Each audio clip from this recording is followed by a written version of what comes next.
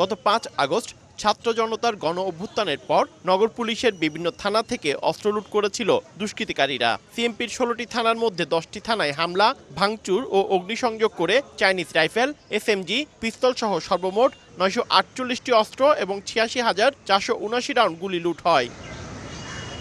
এর মধ্যে এখনো পর্যন্ত ১৯টি চাইনিজ রাইফেল, ৮টি এসএমজি, ৬৪টি পিস্তল, ৫৬টি শটগান এবং ১৬টি গ্যাস গান উদ্ধার করা সম্ভব হয়নি। সেই সঙ্গে লুট হওয়া ৮৬,৪৭৯ রাউন্ড গোলাবারুদের মধ্যে ১৭,৫৫৮ রাউন্ডেরও কোনো হদিশ মেলেনি। লুণ্ঠিত অস্ত্রের মধ্যে এখনো পর্যন্ত ১৬৩টি অস্ত্র উদ্ধার করা সম্ভব হয়নি বলে জানিয়েছে পুলিশ।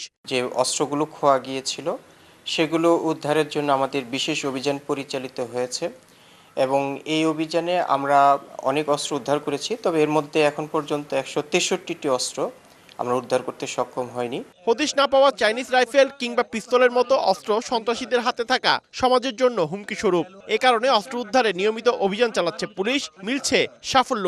লুণ্ঠিত অস্ত্র শতভাগ উদ্ধার না হওয়া পর্যন্ত অভিযান চলবে বলে জানায় সিএমপি। বিভিন্ন জায়গায় আমাদের যে চেকপোস্টগুলো বসানো হয় যাতে এখানকার অস্ত্র বাইরে যেতে না পারে বা অস্ত্র বাইরে যেতে না পারে, এই ধরনের একটা কার্যক্রম আমাদের অব্যাহত আছে এবং আমরা নিয়মিতভাবে কাজ করছি এখানে।